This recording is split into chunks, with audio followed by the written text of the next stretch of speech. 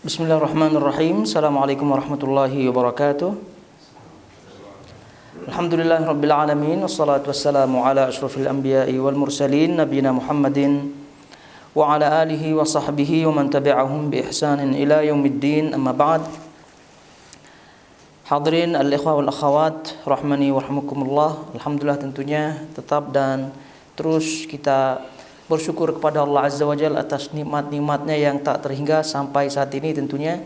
Di antaranya adalah kita masih diberikan taufik untuk melanjutkan kembali kajian rutin kita, dan semoga Allah Subhanahu wa taala memberikan kita ilmu yang bermanfaat dan juga amal soleh yang diterima di sisinya Rabbul Alamin. Taibah, sebagaimana dimaklumi kita masih dalam bahasan kitab Sahih Muslim, tepatnya pada bahasan kitab Al-Fitan wa Asyrat As-Sa'ah, dan sudah kita bacakan riwayat-riwayat yang ada yang diriwayatkan oleh Imam Muslim rahimahullahu taala di sini terkait dengan fitnah-fitnah yang ada di akhir zaman dan juga terkait dengan tanda-tanda hari kiamat baik yang besar maupun yang kecil. Dan juga kita telah membacakan riwayat-riwayat dan juga penjelasan para ulama sampai pada bab yang ke-25, dan sekarang kita akan masuk ke bab yang 26. Bab yang 26 yang mungkin di kitab atau buku terjemah yang dibagikan tidak disebutkan nomor babnya ya. Tapi kalau kita melihat penomoran babnya itu nomor yang ke-26. Ya, tentu kita ingatkan dan kita ketahui bersama bahwa bab-bab yang ada di dalam kitab Sahih Muslim itu bukan dari Imam Muslim. Itu bukan daripada Imam Muslim, namun dari Asy-Syurah, yaitu para ulama yang mensyarah kitab Sahih Muslim. Maka masing-masing pensyarah itu memiliki kesimpulan masing-masing dari riwayat-riwayat yang ada di situ. Maka tergantung kesimpulan para pensyarah di situ.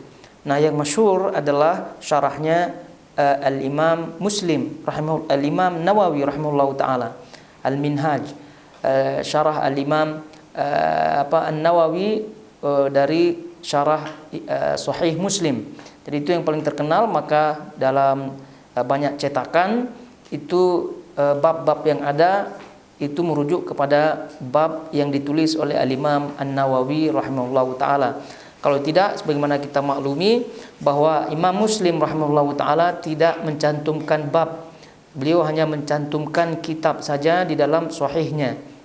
Ya, tentu kita melihat cara penulisan kitab para ulama dahulu ya. Ada judul kitab tentunya, kemudian di dalam judul kitab ada bab ya kalau di kita ya, kemudian ada babnya.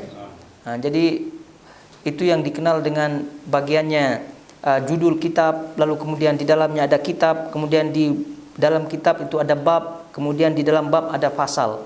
Nah, itu cara-cara penulisan para ulama dahulu di dalam menulis kitab-kitab mereka. Oleh itu Imam Muslim kita ketahui tidak menulis bab, jadi beliau hanya mencukupkan dengan menulis kitab, yaitu judul besar daripada riwayat-riwayat yang akan ditulis di bawahnya. Oleh karena itu contohnya di sini kitab Al-Fitan wa Asyrat As-Sa'ah itu adalah judul besarnya. Lalu kemudian beliau meriwayatkan atau menulis riwayat-riwayat terkait dengan semuanya itu. Beliau tidak memisah-misahkan dengan judul bab-bab yang ada. Maka datang tadi kita sebutkan para pensyarah Sahih Muslim itu untuk memudahkan kita dalam memahami riwayat-riwayat tersebut. Beliau atau mereka memilih dengan mencantumkan bab. Jadi di sini kita temukan Al-Imam An-Nawawi rahimahullahu taala di sini dalam kitab Al-Fitan wa Asyrat As-Sa'ah itu banyak sekali bab-bab yang ada di sini. Nah, dah sampai kita pada bab yang ke-26, yaitu kata beliau di sini Al-Imam An-Nawawi ya. Al-Imam An-Nawawi kalau kita sebutkan cara bacanya qala Al-Imam An-Nawawi, qala Al-Imam An-Nawawi fadlul ibadati fil haraji. Itu Imam Nawawi rahimahullahu taala berkata, keutamaan ibadah di masa banyaknya pembunuhan. Lalu kemudian kalau kita baca hadisnya, qala Imam Muslim, qala Imam Muslim, haddatsana Yahya ibnu Yahya sampai akhirnya. Nah, itu cara membacanya supaya jelas kemana sandaran daripada ucapan tersebut. Tapi ala kulli hal itu dia. Jadi sekarang kita masuk bab yang ke-26 yang tadi kita sebutkan. Al-Imam An-Nawawi rahimahullahu taala qol fadlul ibadati fil haraji, keutamaan ibadah di masa banyaknya pembunuhan. Nah, di sini langsung tentu diterjemahkan pembunuhan. Kalau tidak, al-haraj ini sudah kita sebutkan pada riwayat sebelumnya maknanya.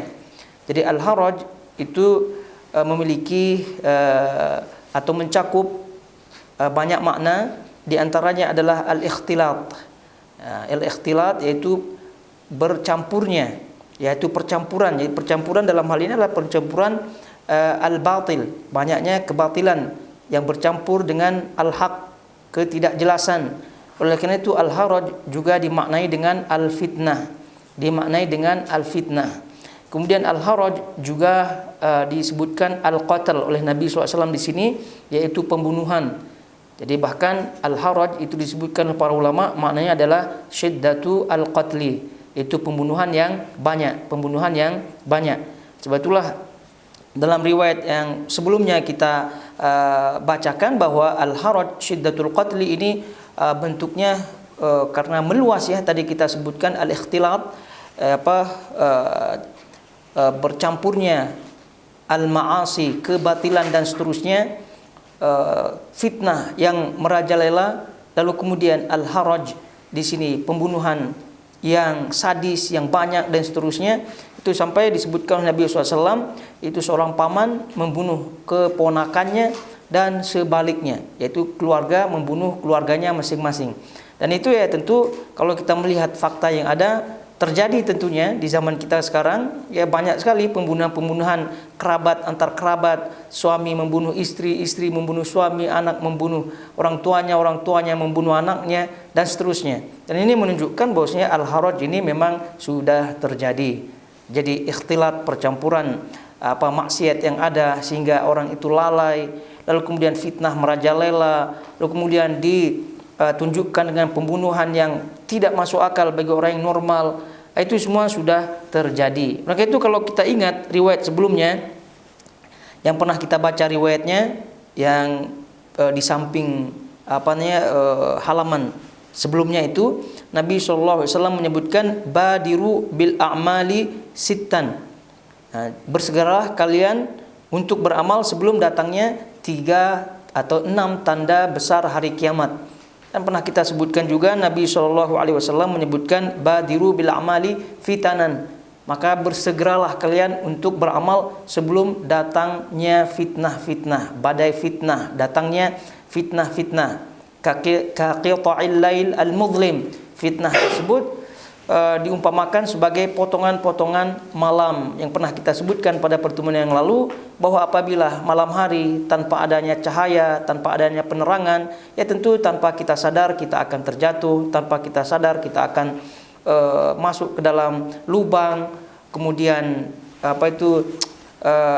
menghantam benda-benda yang kita tidak lihat dengan tidak sengaja. Begitu juga dengan fitnah, itu sengaja maupun tidak sengaja, maka seorang itu tidak ada yang kebal dengan fitnah. Oleh karena itu sebelum datangnya fitnah tersebut, maka badiru bil a'mal, jadi hendaknya seorang itu bersegera untuk beramal, jangan ditunggu-tunggu. Selama masih hayat di kandung badan, selama ada kesempatan, maka selama itu hendaklah bersegera, jangan ditunda-tunda. Karena Allah Subhanahu wa taala yang Maha Muqallibal qulub, yang membolak-balikkan hati. Jadi ketika hati kita dibalikkan oleh Allah Subhanahu wa taala pada posisi yang baik, pada posisi yang semangat, maka jangan tunggu untuk dibalikkan lagi pada posisi yang tidak baik.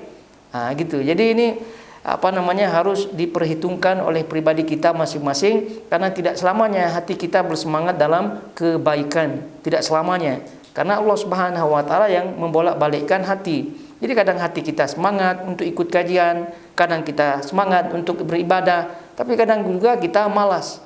Nah, itu semua adalah kuasa Allah Subhanahu wa taala.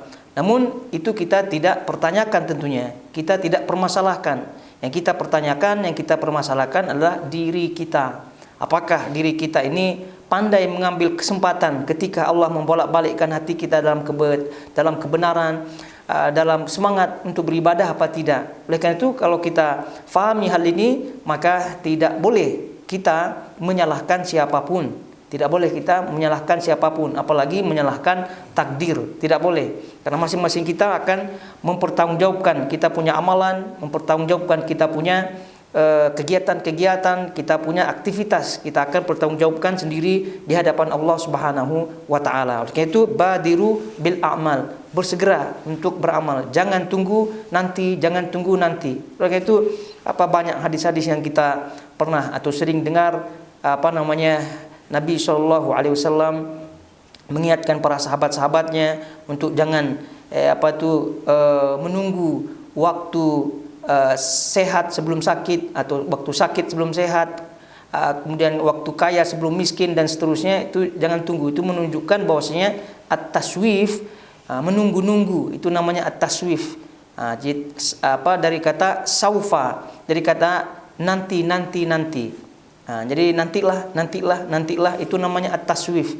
Dan at-taswif ini tentu daripada syaitan, itu dibilang nantilah diajak ini, nantilah beribadah ini, nantilah ke masjid, nantilah. Akhirnya datang waktunya dia sakit, datang waktunya dia tidak ada harta untuk bersedekah, datang waktunya tidak ada kekuatan untuk pergi, dan seterusnya. Akhirnya ujung-ujungnya tidak dikerjakan. Baik, di sini kita balik lagi ya. Fadlul ibadati fil haraji, keutamaan ibadah di masa banyaknya al-haraj. Tadi al-haraj kita sebutkan banyaknya percampuran ya antara hak dengan yang batil, maksiat dan seterusnya, kemudian fitnah dan seterusnya, kemudian pembunuhan. Jadi itu semua masuk daripada makna al-haraj. Dan Al-Imam An-Nawawi rahimahullahu taala di sini menyebutkan fadlul ibadati, keutamaan ibadah, mengisyaratkan bahwa ibadah pada masa-masa ini, pada zaman ini, pada waktu-waktu ini tidak sama nilainya dengan masa-masa yang selain ini, tidak sama. Jadi ini juga celah-celah bagi seorang muslim untuk memperhatikan diri kita ya, untuk memperhatikan mana yang paling bermanfaat untuk kita. Jadi oleh itu dalam kehidupan ini ya kita harus pandai-pandai dalam mengambil kesempatan. Sebagaimana halnya dunia, kadang kita tidak perlu diajar ya bagaimana cara kita agar kita mendapatkan keuntungan yang lebih daripada bisnis-bisnis yang ada. Bagaimana cara kita mendapatkan ini dalam bab dunia, kadang-kadang kita tidak perlu diingatkan, kita tidak perlu belajar. Karena itu insting manusia untuk mendapatkan keuntungan itu memang sudah ada pada dirinya. Nah, begitu juga dalam bab akhirat, mengejar akhirat, ini juga harus kita pandai-pandai dalam mengambil celah-celah tersebut. Nah, jadi itu kalau kita melihat doa saja, yang mana doa itu sendiri adalah ibadah, namun ada waktu-waktu tertentu di mana mustajab doa. Nah, jadi misal antara adzan dan iqamah dan seterusnya daripada waktu-waktu mustajab. Maknanya ketika kita mengetahui hal ini, jadi kita tidak pernah terlewatkan untuk berdoa pada masa-masa tersebut. Walaupun pada asalnya doa kapanpun, dimanapun, itu adalah bagian daripada ibadah. Tapi tadi kita sebutkan insting kita untuk kita mengambil manfaat yang lebih, itu main di situ. Oleh karena itu kita tidak pernah lepaskan waktu-waktu tersebut. Nah, begitu juga dengan ibadah seperti hal ini. Jadi kalau kita mengetahui hadisnya seperti ini, maka ya tentu kita sebagai manusia yang berakal, tadi kita sebutkan, diberikan insting normal untuk mengambil kesempatan, untuk mengambil manfaat sebanyak-banyaknya, mengambil keuntungan sebanyak-banyaknya, maka peluang-peluang seperti ini ya kita tidak pernah akan lewatkan. Seperti ini ibadah di masa al-haraj, di masa banyaknya fitnah, di masa orang itu lalai, di masa banyaknya tadi kita sebutkan pembunuhan dan seterusnya. Maka bagi kita itu tidak pernah kita akan melewatkannya. Tapi kita baca hadisnya. Qala al-Imam Muslim rahimahullahu taala, haddatsana Yahya ibn Yahya qala akhbarana Hammad ibn Zaid an Mu'alla ibn Ziyad an Muawiyah ibn Qurrah an Ma'qil ibn Yasar anna Rasulullah sallallahu alaihi wasallam wa qala haddatsana Qutaibah ibn Sa'id qala haddatsana Hammad an al-Mu'alla ibn Ziyad عن المعلى بن زياد رده إلى معاوية بن قرة رده إلى معقل بن يسار رده إلى النبي صلى الله عليه وسلم قال العبادة في الهرج كهجرة إلي. وقال حدثنيه أبو كامل قال حدثنا حماد بهذا الإسناد نحوه. Ini hadis daripada sahabat Nabi SAW Ma'qil ibn Yasar radhiyallahu taala anhu. Disebutkan di sini Nabi SAW bersabda, al-ibadatu fil harji kahijratin ilayya. Ibadah saat terjadi al-harji seperti hijrah menujuku, seperti hijrah menujuku. Jadi ini kata Nabi SAW, dan dalam riwayat yang lain yang diriwayatkan oleh Imam Al-Bukhari dan juga Imam Muslim, Nabi SAW bersabda, inna baina yaday as-sa'ah ayyaman yarfa'u fiha al-ilmu wa yurfa'u fiha al-ilmu wa yanzilu fiha al-jahlu wa yakthuru fiha al-harju. Al-harju yaitu al-qatlu. Kemudian dalam riwayat lain juga yang al-muttafaq alaih, karena ucapan Nabi SAW terkait dengan al-harju ini banyak lafaz-lafaznya. Di antara yang tadi kita sebutkan, kita ulangi, riwayat Al-Bukhari dan Imam Muslim muttafaq alaih, Nabi SAW bersabda, inna baina yadayis sa'ah ayyaman, yaitu sebelum kiamat tiba itu ada hari-hari kata beliau, yurfa'u fiha al-ilmu, ilmu itu diangkat. Itu sebelum kiamat tiba itu ada waktu, ada zaman, ada masa ilmu itu diangkat.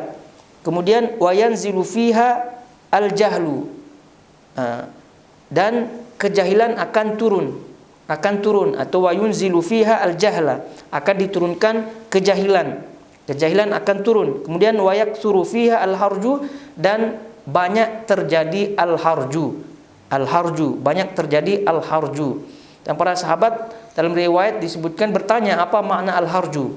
Al-harju kata Nabi SAW al-qatlu, karena disebutkan bahwa al-harju ini lafaz pada asalnya bukan lafaz Arab, bukan kalimat Arab, namun masuk ke dalam bahasa Arab sehingga dipakai.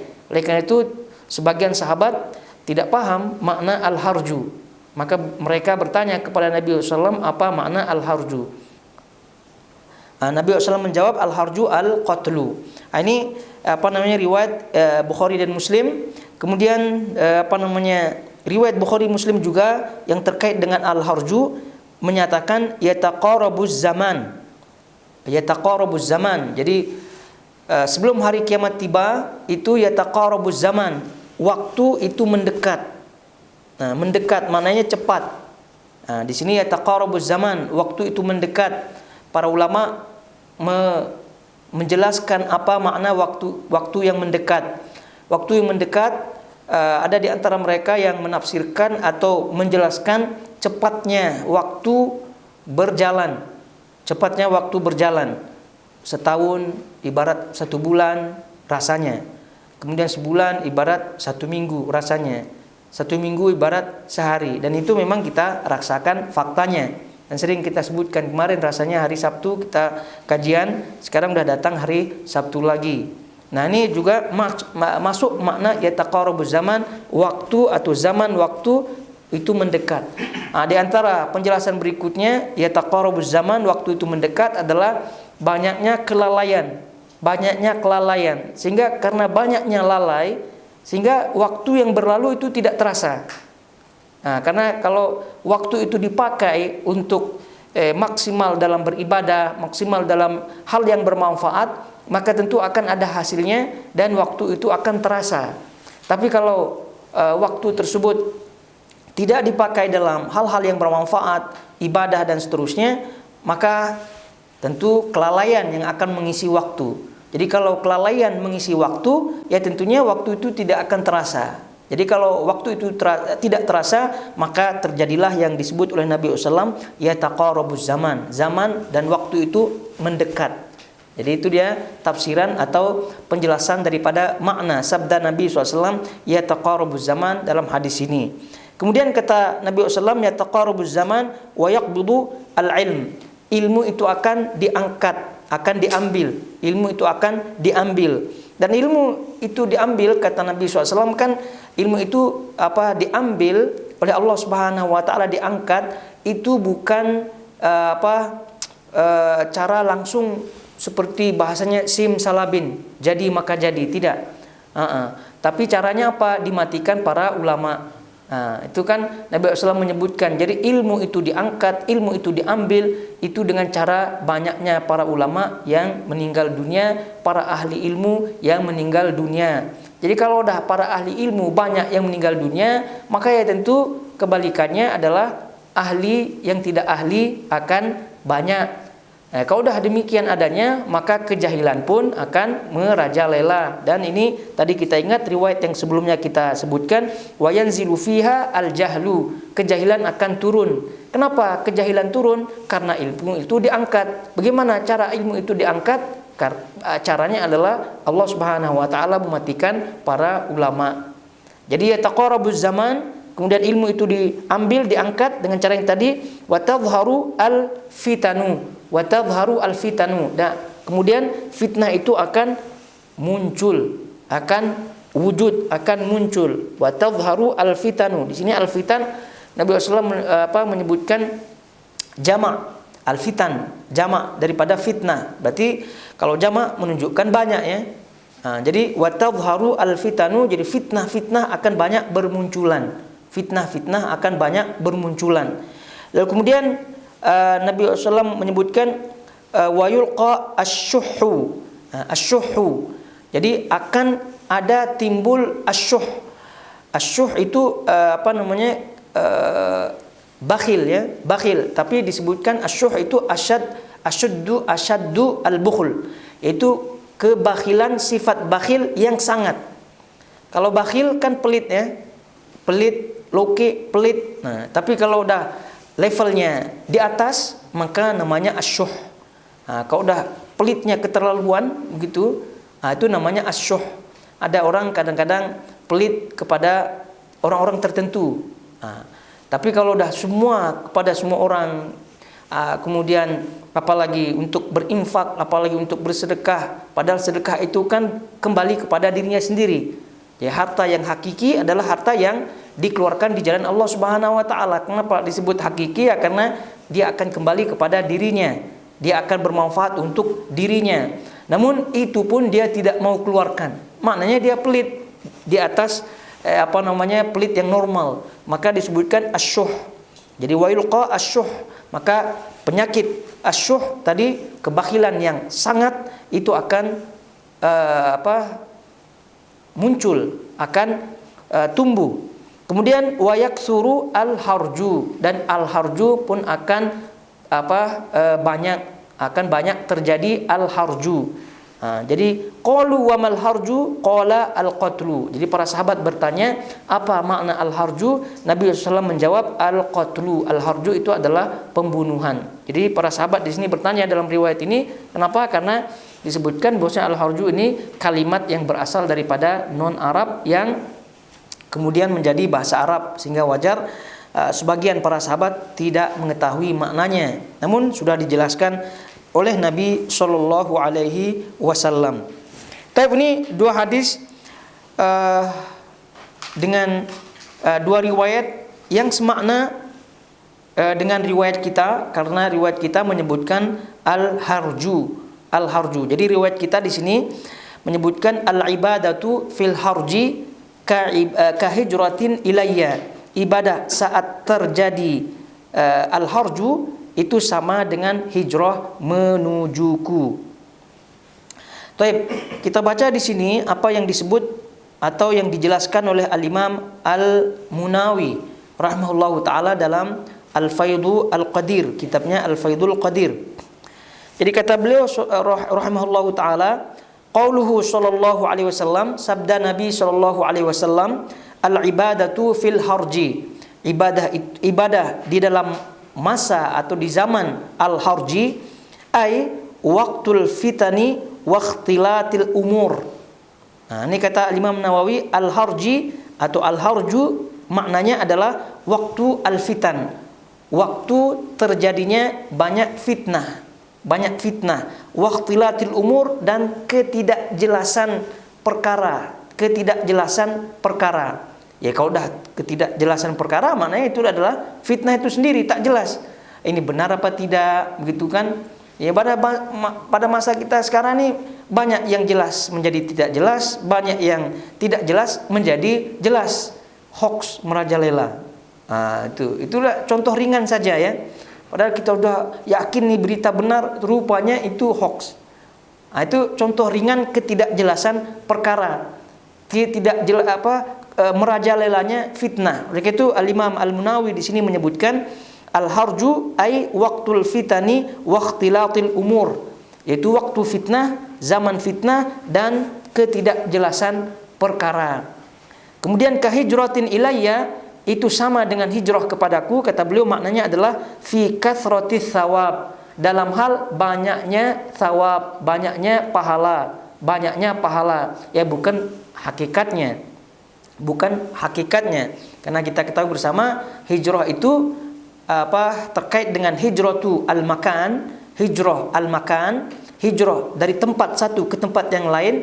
Itu yang dimaksud adalah hijrahnya Nabi SAW dari Mekah ke Madinah, dan itu ya tentu sudah tutup ya dengan pada waktu di zaman Nabi SAW, maka itu orang-orang terpilih tentunya, dan ini ya tentu tidak bisa disamakan. Namun apa yang beliau sebutkan di sini kahijratin ilayya, sama dengan hijrah kepadaku. Oleh itu kata para ulama fi kathratis thawab, ya, dalam hal persamaannya adalah banyaknya pahala. Oleh itu masuk kategori ini adalah hijratu al-hal. Karena hijrah itu ada dua, hijrah al-makan, hijrah terkait tempat, kemudian hijrah terkait keadaan, al-hal, keadaan. Nah, kalau tempat ya tadi Nabi hijrah pindah dari Mekah ke Madinah untuk menyelamatkan agama. Ini sudah tutup ya pada zaman itu. Namun yang terbuka adalah hijrah al-hal, hijrah keadaan kita. Hijrah ya pindah keadaan kita dari keadaan yang buruk ke keadaan yang baik. Dan itu yang disebutkan oleh Nabi SAW. Sabda beliau, al-muslimuna man salimal muslimuna biyadih. Seorang muslim itu adalah, kata Nabi SAW, man salimal muslimuna, yang memiliki sifat selamatnya seorang muslim dari gangguan-gangguannya. Maksudnya seorang muslim yang hakiki itu tidak mengganggu muslim yang lainnya. Lalu kemudian al-muhajir, dan orang yang muhajir, yang berhijrah itu, kata Nabi SAW, man hajara manahallahu anhu. Barang siapa atau siapa saja yang hijrah, man hajara, yaitu barang siapa yang meninggalkan apa-apa yang dilarang oleh Allah Subhanahu wa taala. Karena makna hijrah dalam bahasa adalah meninggalkan. Meninggalkan dalam hal ini, kalau kita melihat tempat, dari tempat satu ke tempat yang lain pada zaman Nabi SAW dahulu, adalah meninggalkan tempat kemusyrikan pada waktu itu untuk menyelamatkan agama ke tempat tauhid, untuk beribadah kepada Allah Subhanahu wa taala. Maka datang hijrah al-hal, ya, hijrah keadaan adalah meninggalkan atau berpindah dari perbuatan yang buruk menuju perbuatan yang baik. Oleh itu kata Nabi SAW, al-muhajir, orang yang berhijrah itu adalah man hajara, siapa yang meninggalkan, manahallahu anhu, siapa yang meninggalkan larangan-larangan atau apa saja yang dilarang oleh Allah Subhanahu wa taala. Maknanya apa? Maknanya dia berpindah dari yang tadi melakukan hal-hal yang dilarang oleh Allah Subhanahu wa taala, kemudian dia meninggalkannya, lalu kemudian dia pindah kepada hal atau keadaan beribadah kepada Allah Subhanahu wa taala. Nah, sebab itulah kata para ulama tadi, kahijratin ilayya, yaitu sama dengan berhijrah kepadaku, fi kathratis thawab, yaitu dalam hal banyaknya pahala. Au yuqal, kata beliau al-Imam An-Nawawi, al-Imam Al-Munawi rahimahullahu taala menyebutkan, au yuqal, atau makna hadis tersebut adalah al-muhajir fil awwali kana qalilan. Al-muhajir fil awwali, orang-orang yang berhijrah pada zaman dahulu, kana qalilan, mereka itu sedikit, li'adami tamakkuni aktsarin nas min dzalika, karena banyak orang pada waktu itu yang tidak ada kemampuan. Karena kita ketahui bersama bahwa sahabat-sahabat Nabi SAW kan di kalangan fakir miskin pada waktu itu.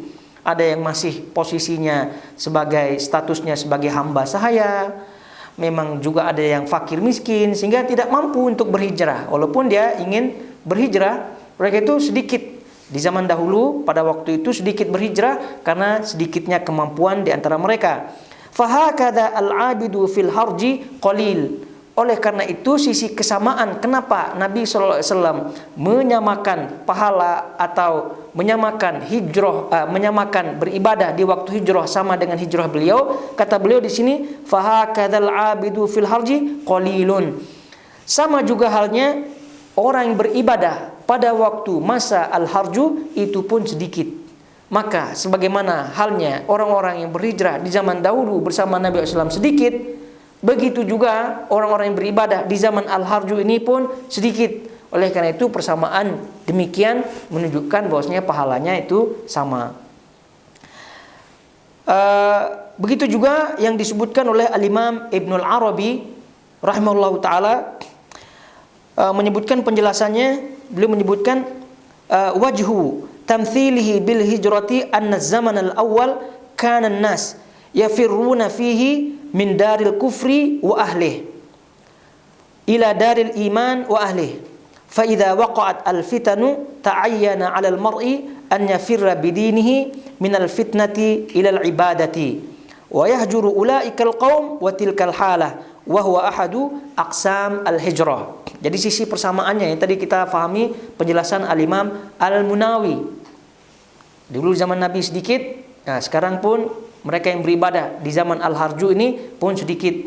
Nah, sisi persamaan yang lain kata Ibnul Arabi adalah bahwa pada zaman dahulu mereka-mereka itu berhijrah meninggalkan Mekah, pindah ke Madinah. Fungsinya apa? Tujuannya apa? Yafirruna fihi, untuk menyelamatkan diri, menyelamatkan iman, menyelamatkan diri, menyelamatkan keluarga, menyelamatkan iman. Menyelamatkan iman. Sehingga mereka meninggalkan Mekah, pindah ke Madinah. Gunanya apa? Tadi kita sebutkan untuk menyelamatkan diri, menyelamatkan keluarga, dan juga tentunya yang paling utama adalah menyelamatkan iman. Itulah sisi persamaan kenapa pahala waktu al-harju banyak, yaitu karena beribadah pada waktu itu sama juga dengan ibarat orang itu menyelamatkan diri waktul fitnah.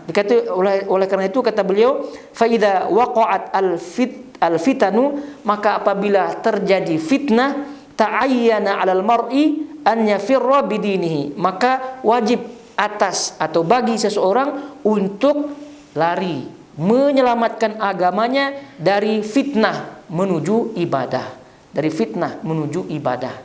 Itu persamaannya. Jadi apa persamaan yang disebutkan oleh para ulama ini tentu sangat masuk akal, sehingga kita fahami ucapan Nabi SAW, al-ibadatu fil harji kahijratin ilayya.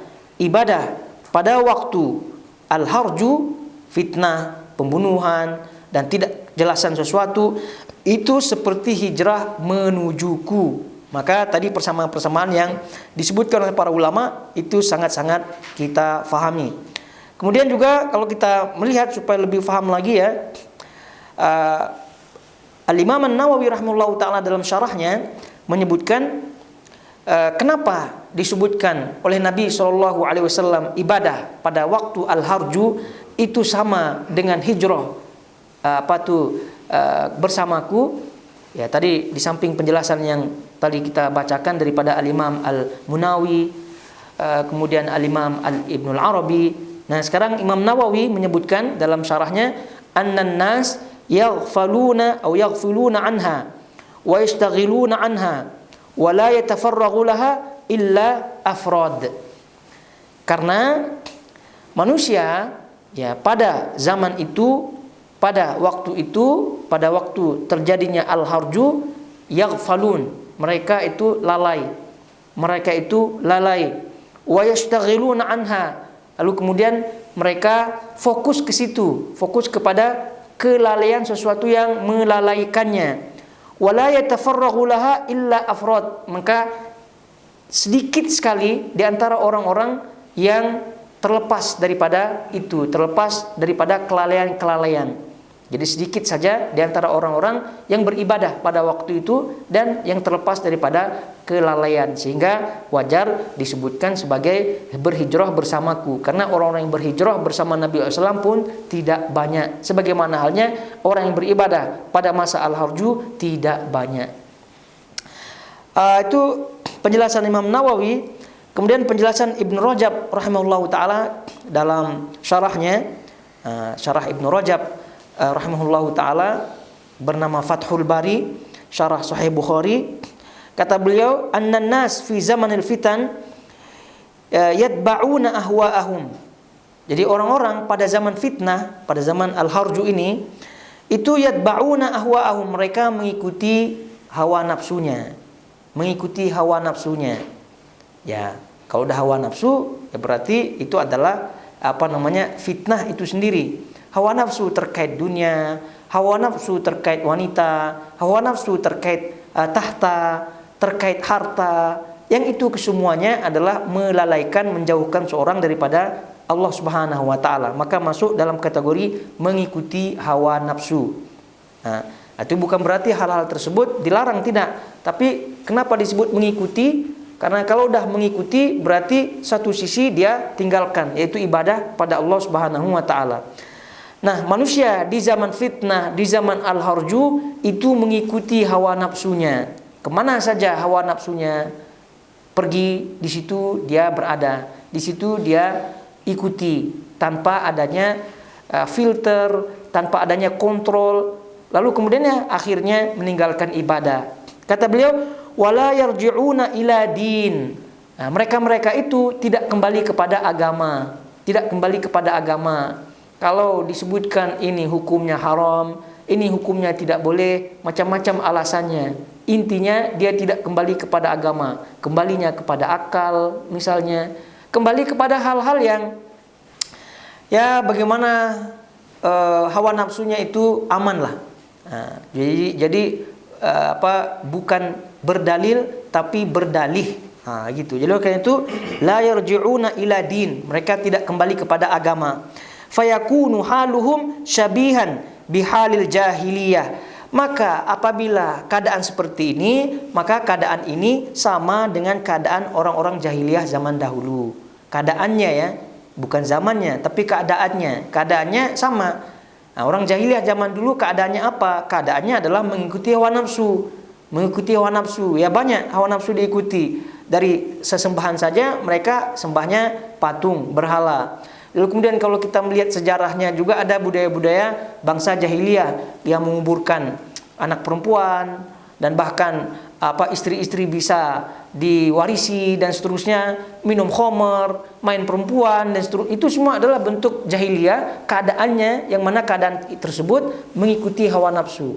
Nah, di zaman kita juga keadaan jahiliyah tersebut ada. Kalau mereka seperti itu, maka kata beliau, fayakunu haluhum, maka keadaan mereka syabihan bihalil jahiliyah, sama dengan atau seumpama dengan keadaan jahiliyah zaman dahulu.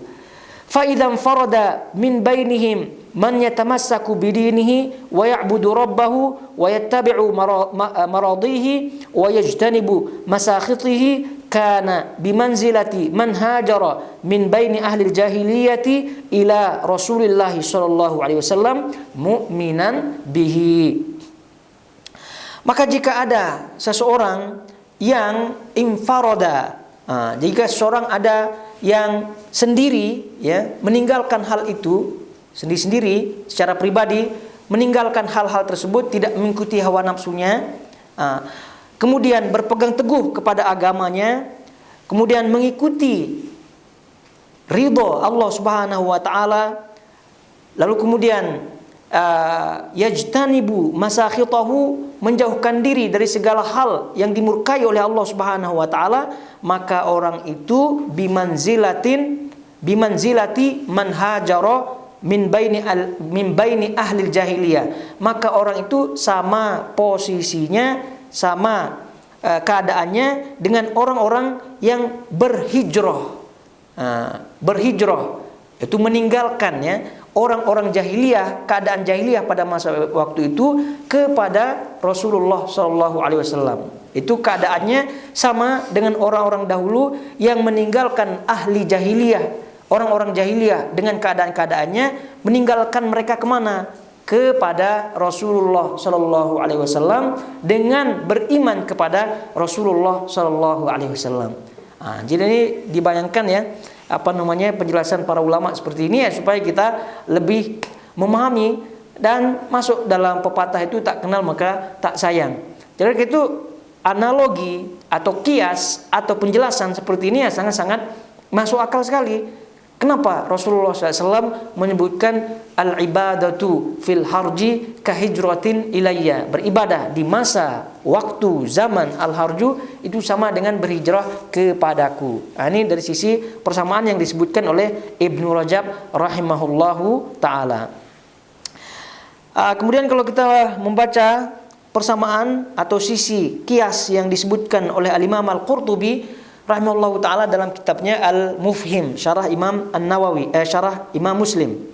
Kata beliau, annal mutamassika fi dzalikal waqtu wal munqati'u ila al-ibadati wal munqati'a ila al-ibadati al-mun'azila 'anil nas ajruhu ka ajril muhajiri ila Nabi sallallahu alaihi wasallam. Bahwa orang-orang yang berpegang teguh ya tentunya dengan tali Allah Subhanahu wa taala, beribadah fi dzalikal waqtu, fi dzalika al-waqti, pada masa itu, mereka-mereka yang berpegang teguh di masa itu, maksudnya di masa al-harju ya, wal munqati'u ilal ibadati, dan fokus beribadah, al mun'azilu 'anin nas, dan meninggalkan orang-orang yang lalai, ajruhu ka ajril muhajir, pahalanya sama dengan pahala orang yang muhajir, berhijrah bersama Nabi sallallahu alaihi wasallam, li'annahu nasabahu min haitsu annal muhajira fi farra bidinihi mimman yasudduhu anhu lil-i'tisam bin Nabi sallallahu alaihi wasallam. Ya, persamaannya karena orang-orang tersebut sama dari sisi berhijrah dalam rangka menyelamatkan agama mereka, kemudian berpegang teguh kepada Nabi Shallallahu Alaihi Wasallam, menyelamatkan agama dari orang-orang yang melarang, mencegah mereka berpegang teguh daripada ajaran Nabi Shallallahu Alaihi Wasallam. Jadi persamaannya seperti tadi, bahwa mereka-mereka sama pahalanya karena tujuannya sama, walaupun hakikatnya berbeda ya tentunya ya, tapi tujuannya sama. Yang satu fokus beribadah di masa al-harju untuk menyelamatkan agamanya tentunya ya. Kemudian mereka yang berhijrah bersama Rasulullah SAW juga niatnya, tujuannya adalah untuk menyelamatkan agamanya. Yang terakhir apa yang disebutkan oleh Ibnul Jauzi rahimahullahu taala, kata beliau, idza ammat al-fitanu ishtaghalat al-qulub. Jika fitnah sudah merajalela, maka hati tentu akan sibuk dengannya. Hati itu tentu akan sibuk dengannya, dengan fitnah-fitnah yang tadi. Gitu. Wa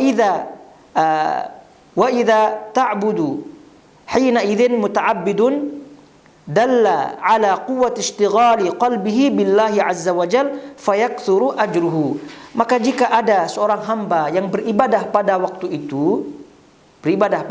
itu, tatkala fitnah merajalela, hati-hati manusia sibuk dengannya, maka tatkala ada hamba beribadah pada waktu itu, ini menunjukkan bahwasanya hatinya itu dalla ala quwwati ishtighali qalbi, ini menunjukkan hati orang tersebut, hamba tersebut itu sangat kuat ikatannya dengan Allah Subhanahu wa taala, maka pahalanya pun banyak. Nah, ini kenapa kita sebutkan atau baca nukilan-nukilan ini yang cukup banyak ini, supaya kita lebih faham bahwasanya Allah Subhanahu wa taala itu memberikan suatu yang lebih kepada mereka-mereka yang menginginkan keselamatan. Ya. Selamatnya kita daripada fitnah itu pun satu poin ya. Kalau sekiranya tidak diberikan pahala banyak pun itu sudah satu poin. Kita selamat itu sudah satu poin ya. Ini ditambah lagi poin yang begitu tinggi. Di samping selamat juga ada plusnya, pahala yang begitu besar. Oleh sebab itulah mereka-mereka yang tidak mau menyelamatkan agamanya di saat terjadi fitnah-fitnah yang ada, terutama di zaman kita sekarang, ya tentu sangat-sangat merugi. Sudahlah tidak selamat, ya kemudian ya tentu pahalanya pun tidak ada. Nah, oleh karena itu kata para ulama dalam keterangannya tentang al-harju, tadi kita sebutkan fitnah, kemudian ketidakjelasan sesuatu, lalu kemudian banyak pembunuhan dan seterusnya, makna-makna al-harju yang tadi. Maka kata para ulama menyimpulkan dari hadis ini dan juga dari hadis-hadis yang tadi kita bacakan, jadi setiap masa, setiap keadaan yang kebanyakan manusia lalai padanya, itu termasuk ke dalam al-harju ini, lalu kemudian beribadah di dalamnya, itu masuk ke dalam apa yang disebutkan oleh Nabi SAW, al-hijratu ilayya, kahijrati ilayya. Nah, jadi kahijratin ilayya, sebagaimana halnya berhijrah denganku, maknanya pahalanya banyak, tidak sama dengan pahala ibadah-ibadah di saat lain.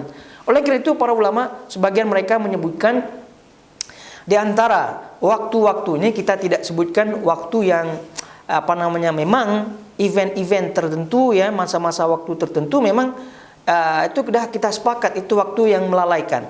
Ini ada sebagian para ulama yang menyebutkan di antara waktu-waktu lalai yang pahala ibadah di situ banyak, itu kenapa disebutkan berdoa atau beribadah di waktu malam hari, sepertiga malam, di waktu malam hari. Kenapa itu tidak sama pahalanya dengan yang lainnya? Kenapa banyak? Ya karena memang malam hari itu ada kelalaian. Sebab itulah para ulama menyebutkan kelalaian itu ada dua. Lalai yang umum, lalai yang khusus. Nah, kelalaian yang bersifat umum maksudnya adalah memang waktu, zaman, itu memang kelalaian merajalela ya.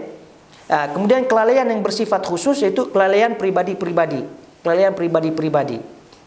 Nah, ini kalau malam hari, itu masuk kelalaian yang bersifat umum maupun bersifat pribadi.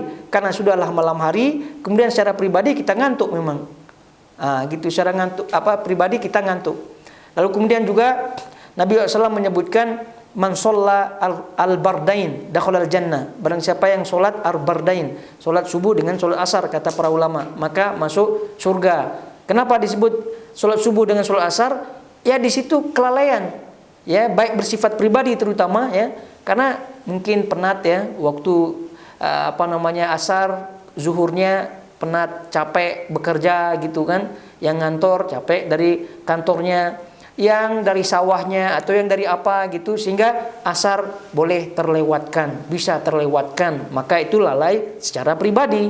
Maka sebab itulah asar dan subuh ini sangat-sangat istimewa, walaupun semuanya sholat itu istimewa tentunya. Nah kalau subuh ya sudah jelas lah kenapa disebut subuh itu sangat istimewa, ya karena memang lalai secara umum, secara pribadi, secara khusus tadi ngantuk semuanya, gitu. Nah ini juga menegaskan kembali penjelasan para ulama bahwa beribadah di waktu al-harju, beribadah pada waktu manusia banyak lalai di situ, nilainya plus, nilainya lebih. Nah, sebab itulah mereka ingatkan ya, misal pada waktu hari raya, pada waktu hari raya, ini juga bagian daripada waktu-waktu ghaflah, waktu-waktu lalai. Karena konon setelah beribadah panjang ya, sebulan lebih kalau Ramadan, kemudian puasa Arafah ya sebelum hari raya Idul Adha. Nah, malam harinya apa kira-kira kebanyakan manusia malam harinya? Kan ya hore-hore lah begitu ya. Walaupun hore-horenya di sini mubah ya, hore-horenya mubah ya, karena persiapan masak lah, tapi ujung-ujungnya faktanya itu adalah melalaikan. Begitu. Oleh sebab itulah ayyamut tasyrik contohnya ya, ayyam al-Id itu adalah bagian daripada kelalaian di situ. Walaupun mubah, tapi ujung-ujungnya melalaikan. Malam raya, hari tasyrik ya, hari tasyrik 11, 12, 13 itu kan hari makan itu. Jadi karena banyaknya makan gitu kan, banyaknya ziarah-ziarah gitu, akhirnya ya ujung-ujungnya lalai walaupun itu mubah. Maka kata para ulama, hari-hari yang semacam itu pun masuk dalam hari-hari ghaflah, yang mana kalau beribadah pada hari itu maksudnya tetap ziarah lancar, berbahagia lancar, makan lancar, tapi ibadahnya, sholat 5 waktunya itu pun tepat waktu sebagaimana halnya di luar hari-hari tersebut, maka itu pun beribadah di waktu tersebut nilainya plus. Ya, karena faktanya kadang-kadang sebagian orang kalau hari raya itu kan jalan ya, ziarah dan seterusnya, terlepas yang tadinya rajin ke masjid pada waktu itu tidak ke masjid. Itu menunjukkan kelalaian. Malam hari raya Idul Fitri gitu kan, kalau di negeri kita di Indonesia ya, itu macam-macam mercon, itu apa mercon? Iya, petasan. Petasan lah, apalah gitu kan. Bahkan ya mungkin banyak yang ada juga terjatuh ke maksiat gitu kan. Intinya kita berbicara mubah lah nih dulu ya. Mubah. Malam harinya penuh gitu dengan kegiatan-kegiatan, ujung-ujungnya apa? Kadang sebagian di antara mereka terlewatkan sholat subuh. Nah gitu. Ini juga, maka sebab itulah itu walaupun hari raya tetap juga dikategorikan oleh para ulama sebagai hari yang melalaikan. Maka beribadah pada malam atau hari tersebut itu nilainya plus. Sebab itulah kenapa juga Nabi SAW banyak berpuasa di bulan Sya'ban. Itu salah satu di antara alasan yang disebutkan oleh para ulama, karena bulan Sya'ban ini kan posisinya antara 2 bulan yang haram, Rajab kemudian Ramadan. Nah, biasanya di tengah-tengah ini biasanya orang lalai di situ. Banyak yang lalai. Karena setelah dari bulan haram, kan kalau bulan haram tidak boleh apa-apa ya. Maksiat pun mereka takut dan seterusnya. Kemudian setelah itu masuk bulan Sya'ban, nantilah bertobat kononnya di bulan Ramadan ya. Maka sudahlah lepas apa segalanya di bulan Sya'ban. Maka bulan Sya'ban ini juga termasuk bulan yang tergolong banyak orang lalai, maka Nabi SAW banyak berpuasa di situ. Nah ini kalau kita ini berbicara melalaikan oleh sebab hal-hal yang mubah ya, yang dibolehkan, bagaimana kalau di masa-masa yang kita paham lah ya, ada event-event yang tadi kita sebutkan, event olahraga contohnya itu banyak tuh. Itu sudah tidak di luar bahasan lah ya. Maksudnya kita sudah faham. Kita semua sudah faham. Ini contohnya event bola begitu kan, event musik, olahraga yang lainnya. Ini sudah pasti masa-masa yang melalaikan. Maka mereka-mereka yang memilih untuk tidak ikut di dalamnya, memilih fokus beribadah kepada Allah Subhanahu wa taala, menjalankan aktivitas ibadahnya keseharian, yang apabila mereka ikut ke dalam event-event tersebut, itu pasti aktivitas ibadah itu akan stuck ya. Akan stuck. Mustahil orang yang ada di dalam stadium itu sama khusyuknya. Kalau kita berbicara khusyuk ya, dengan orang yang beribadah di masjid,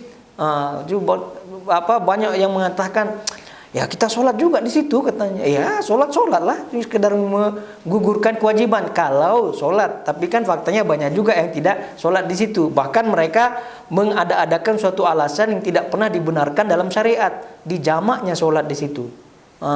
Ini kan kita dalam keadaan posisi ini, dikiaskan dengan waktu safar dan seterusnya. Jadi jamak antara zuhur dengan asar, kemudian seterusnya maghrib dengan isya, gitu. Dijamaknya di situ. Ini pandai-pandai di situ hukum entah dari mana. Ya, padahal di zaman dahulu mana ada seperti itu. Artinya fitnah seperti itulah, kayak itu. Ini kenapa? Apa fungsinya? Tadi kita baca nukilan-nukilan ini supaya lebih paham, kokoh kita punya pijakan. Karena fitnah ini tadi disebutkan oleh Nabi SAW, kaqita'il lail al-mudlim, seperti potongan-potongan malam hari yang gelap gulita. Nah, orang jatuh ke dalam fitnah tersebut tanpa sadar ataupun sadar di dalamnya. Jadi kalau kita dah faham hal ini, Allah Subhanahu wa taala telah menyelamatkan kita, lalu kemudian memberikan kita nilai yang sangat-sangat besar sekali.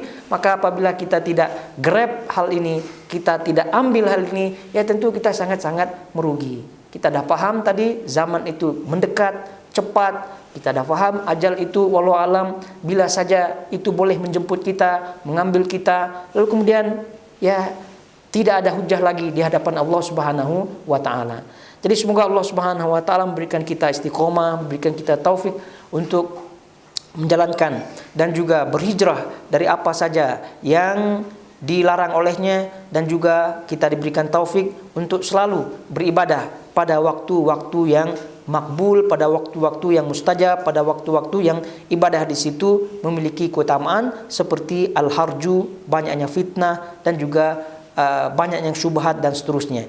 Dan sekali lagi semoga Allah Subhanahu wa taala meridai kita semua dan mengakhirkan hidup kita, keluarga kita, dan juga kaum muslimin dengan akhir yang husnul khatimah. Taib, sampai di sini kiranya, dan insyaallah kita akan lanjutkan bahasan kita dari riwayat-riwayat yang diriwayatkan oleh Imam Muslim pada pertemuan berikutnya biidznillah taala. Subhanakallahumma bihamdik asyhadu an la ilaha illa anta astaghfiruka wa atubu ilaik. Wassalamualaikum warahmatullahi wabarakatuh.